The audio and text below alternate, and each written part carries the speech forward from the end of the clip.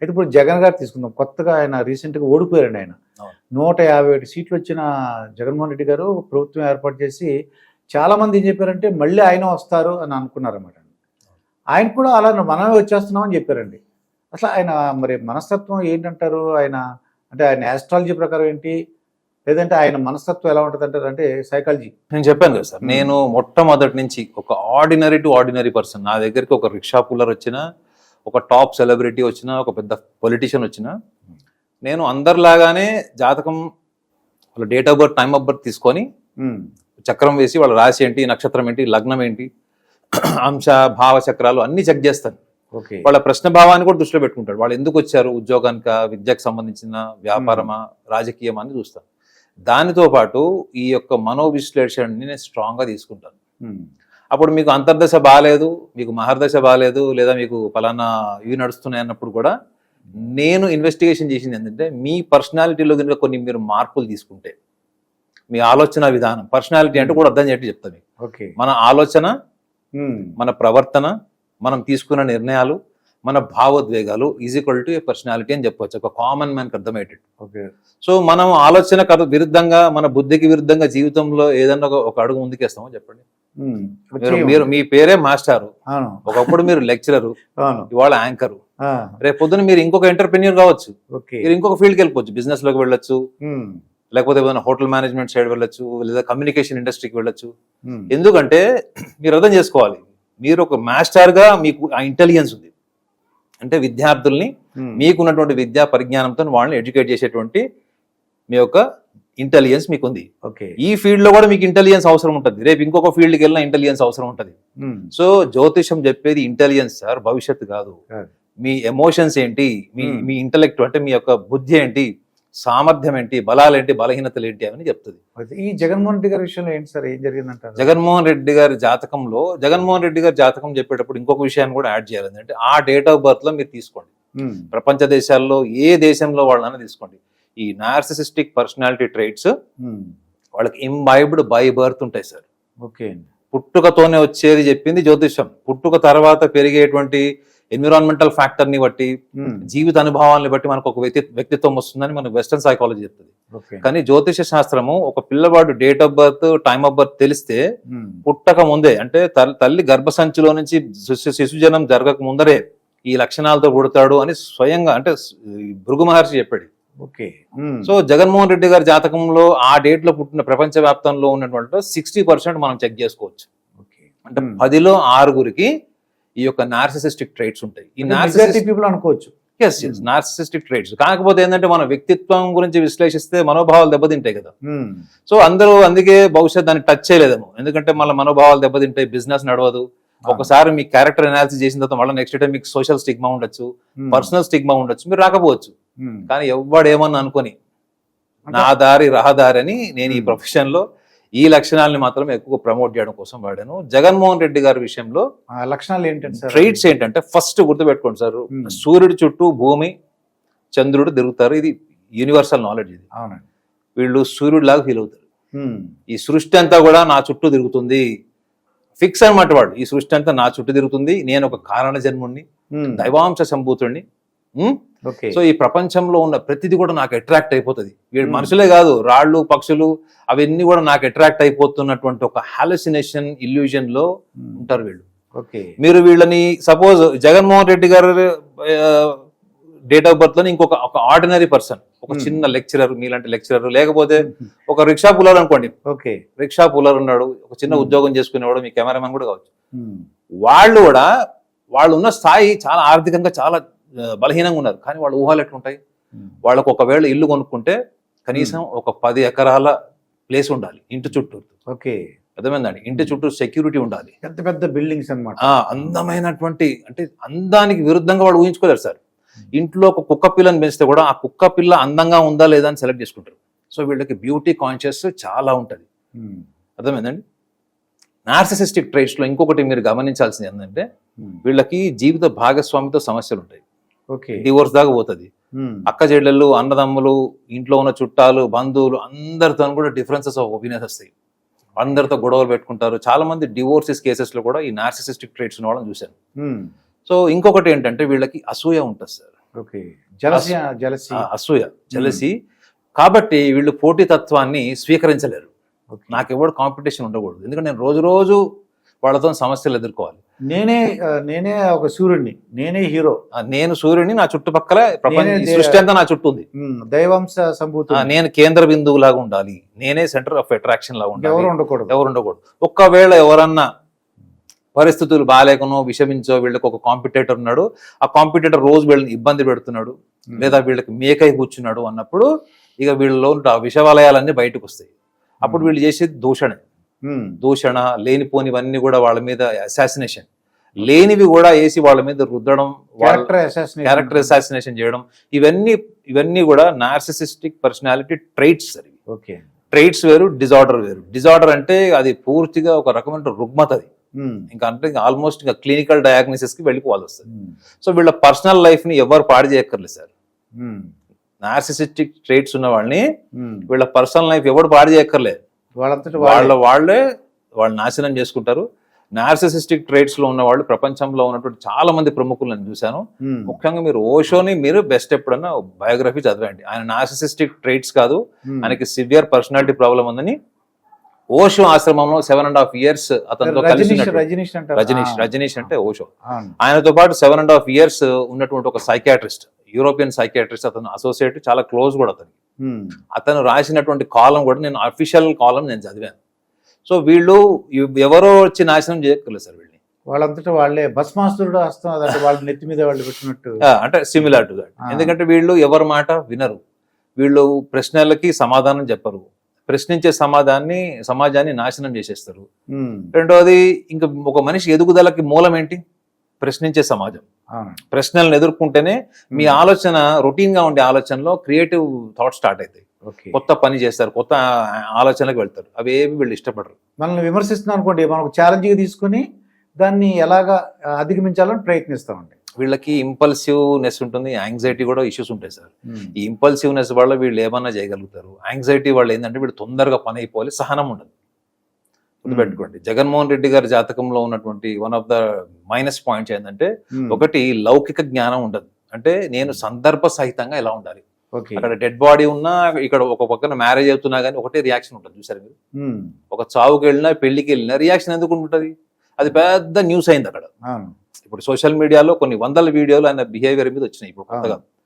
So వీళ్ళకి లౌకిక జ్ఞానం ఉండదు, ఇండిస్క్రిమినేటివ్ అంటారు. అంటే వీళ్ళు లౌకికంగా ప్రవర్తించడం మానేసి వాళ్ళ ఊహలకు తగ్గట్టుగా వాళ్ళు ఏం ఫీల్ అవుతున్నారో అదే బాహ్య ప్రపంచం చూడడం మొదలెడతారు. వంగా గీత గారు ఏడుస్తుంటే ఇటు తిరిగాడు ఇటు చూపించారండి, ఇటు తిరిగాడు ఏడుస్తున్న వాదార్చాలి జనరల్ గా, అది ఒక సోషల్ మీడియాలో ఇబ్బంది అయింది. That's what is lack of civic sense. ఒక వర్డ్ లో చెప్పాలంటే, నాగరిక సమాజంలో మనం కొంచెం లౌకికంగా నచ్చకపోయినా మనం కొన్ని ఫార్మాలిటీస్ కంప్లీట్ చేస్తాము, లేదా కొన్ని విషయాల్లో మనం అవసరమా అనవసరమా అని ఆలోచిస్తాము, అనవసరమైన దూషణకు వెళ్ళము, ఎదురుదాడికి వెళ్ళము, అనవసరమైన విమర్శలు చేయము. ఒకవేళ మనం చేసే పని యొక్క పరిణామం ఏంటో కూడా మనకు తెలిసి ఉంటుందా లేదా? అవునండి. ఇవాళ జగన్మోహన్ రెడ్డి గారు పతనానికి నేను చెప్పేటువంటి పర్సనాలిటీ ట్రైట్స్ లో రెండు మెయిన్ థింగ్ నేను చెప్పేది, ఒకటి సివిక్ సెన్స్, నాగరిక సమాజంలో ఎట్లా బతకాలో ఉన్నటువంటి ఆ సర్వైవల్ ఇన్స్టింక్ట్ లేదని. రెండో విషయం ఏంటంటే, అతనిలో ఉన్నటువంటి అన్కంట్రోలబుల్ జెలసీ, ఇన్సెక్యూరిటీ, అభద్రతాభావం వల్ల వచ్చినటువంటి ఒక అసూయ.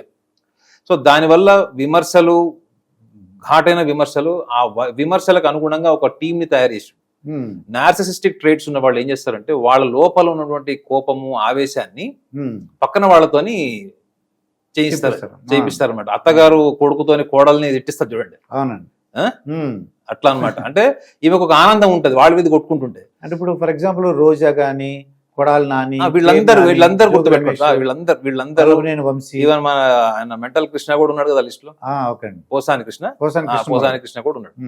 ఇవాళ వాళ్ళందరూ ప్రాబ్లం లో ఉన్నారో లేదో చెప్పండి సార్. కొంతమంది మీద అరెస్ట్ వారెంట్స్ అని, కొంతమంది మీద అరెస్ట్ చేయబడతారని కూడా మనం సోషల్ మీడియాలో చూస్తాం. కానీ ఈ టైంలో నార్సిసిస్టిక్ ట్రేట్స్ ఉన్న వాళ్ళు వాళ్ళకి ఎటువంటి హెల్ప్ చేయరు సార్, చేయరు.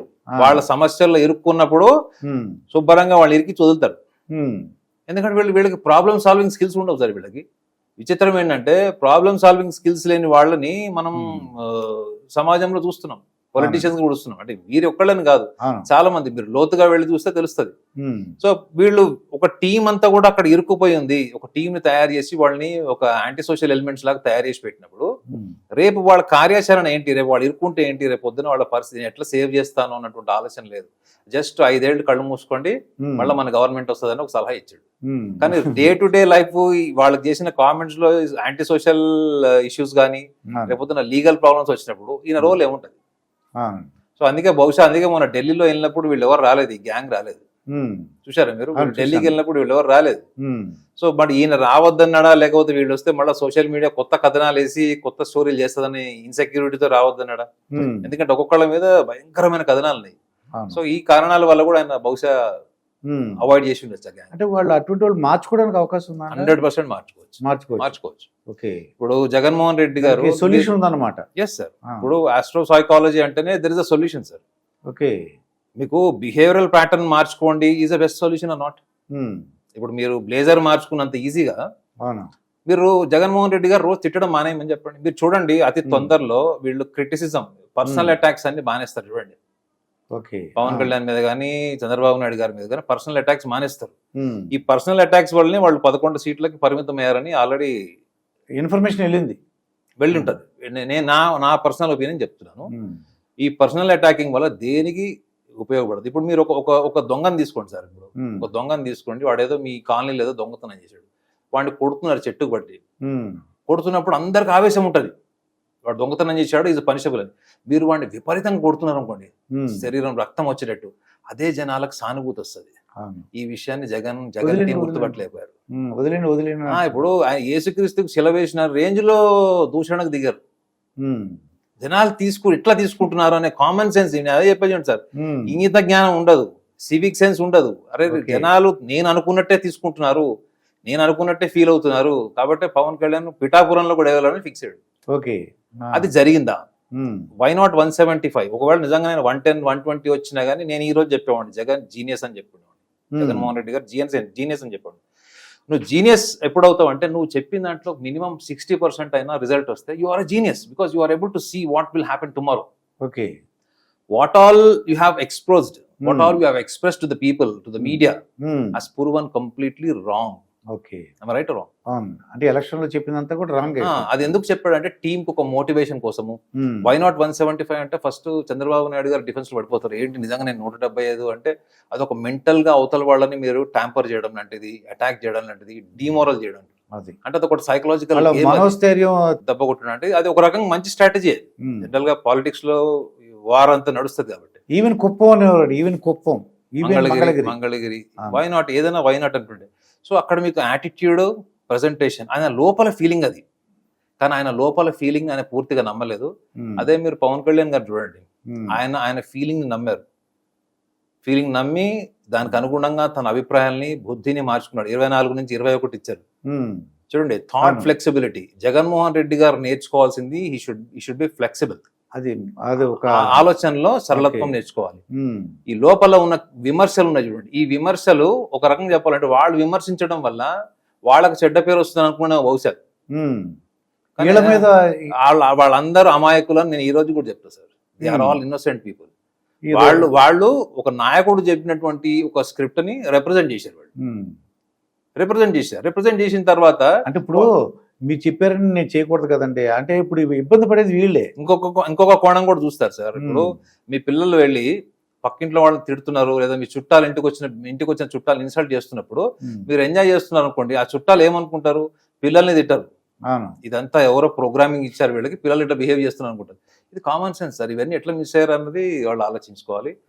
సో జగన్మోహన్ రెడ్డి గారు మెయిన్, ఆయన టీంలో కొంచెం ఇంటలెక్చువల్ బ్యాక్గ్రౌండ్, పొలిటికల్ బ్యాక్గ్రౌండ్ ఉన్న వాళ్ళందరినీ కూడా ఆయన రిఫార్మ్ చేసుకోవాలి. ఓకే. రెండోది, తన టీంలో ఎవరైతే ఉన్నారో వాళ్ళందరికీ కూడా గ్రౌండ్ రియాలిటీస్, ఇప్పుడున్నటువంటి గ్రౌండ్ రియాలిటీస్. ఒక్కటి అడ్వాంటేజ్ ఏంటంటే, ఈవెన్ అపోజిషన్ ఉన్నా కానీ ఆంధ్రాకి డెవలప్మెంట్ కి ఫండ్స్ లేవు. సెంట్రల్ గవర్నమెంట్ ఫండింగ్ నుంచి చాలా మటుకు వాళ్ళకి సపోర్ట్ కావాలి. So at the same time వీళ్ళు ఆ ఫైనాన్షియల్ రిసోర్సెస్ ఎట్లా జనరేట్ చేసుకోవాలి అనే కోణంలోనే ప్రతి ఒక్క కాన్స్టిట్యున్సీ నుంచి వాళ్ళు ఓడిపోయిన వాళ్ళు, గతంలో గెలిచిన వాళ్ళందరూ కూడా ఆత్మ పరిశీలన చేసుకోవాలి. వాళ్ళతో రెగ్యులర్ గా ఈయన ఇంటరాక్ట్ అవ్వాలి, మీట్ అవ్వాలి, వాళ్ళని ఫిజికల్ గా, అంటే జస్ట్ వాళ్ళ సెమినార్స్ వాటికి పిలిచి కలవాలి. 1-to-1 ఇంకా బెటర్ అండి. ఎస్ 1-to-1 కంటే మీరు గ్రూప్స్ లో కూడా కలిసి చేయొచ్చు. ఎందుకంటే ఇప్పుడు రాను ఈయన బిహేవియరల్ ప్యాటర్న్ వల్ల వాళ్ళందరూ దూరం అయిపోయే ఛాన్స్ ఉంటుంది. ఉన్న 11 మందిలో కూడా ఈయనకి దూరం అయ్యేటువంటి అవకాశం ఉంటుంది. నేను ఇందాక కూడా చెప్పా కదా, ఒక narcissist self destructive ideology, self destructive emotions తో ఉంటాడు. అది మనకు కనిపిస్తుంది, మనకు అనిపిస్తుంది, కానీ వాళ్ళకి అనిపిస్తుంది. అదే నార్సిసిజం కదా. That is what is narcissism. You are not realising what you are doing, what you are thinking, what you are executing. Okay, but you always think that this will happen, even if it not happen you will blame people. ఆయన elections లో ఓడిపోయిన తర్వాత అమ్మలు అక్క చెల్లెలు నాకు ఓటేయలేదు అన్నాడు. అంటే ఎందుకు ఓటేయలేదమ్మా మీరు, మీకు ఇంది ఏజాను కదా అన్నట్టుంది. కానీ 2,70,000 కోట్లు ఇచ్చాను నేను, వాళ్ళందరూ ఏమైపోయారు అంటున్నారండి సార్. అట్లా అనుకుంటే మనం అసందర్భమేమో. కానీ ఇప్పుడు చూడండి, అయోధ్య మందిరం కూడా కట్టారు. అక్కడ ఏమైంది రిజల్ట్ చెప్పండి. అక్కడే అవును. ఇప్పుడు మనము లాజికల్ గా ఆలోచించుకుంటే పబ్లిక్ ఏం కోరుకుంటున్నారు, పబ్లిక్ కావాల్సింది అది పబ్లిక్ రిప్రజెంట్ చేసింది, ఎలక్షన్ లో రిఫ్లెక్ట్ చేసింది. ఆ రిఫ్లెక్షన్ నుంచి నువ్వు నేర్చుకోవాలి. You have to be A reflective learner. Okay, మీరు ఆ ఫలితం నుంచి ఏం నేర్చుకోలేదు అనుకుంటే మాత్రం నెక్స్ట్ టైం ఎలక్షన్స్ కి ఇంకా చాలా హారిబుల్ సిచ్యువేషన్ ఉండే అవకాశం ఉంటుంది.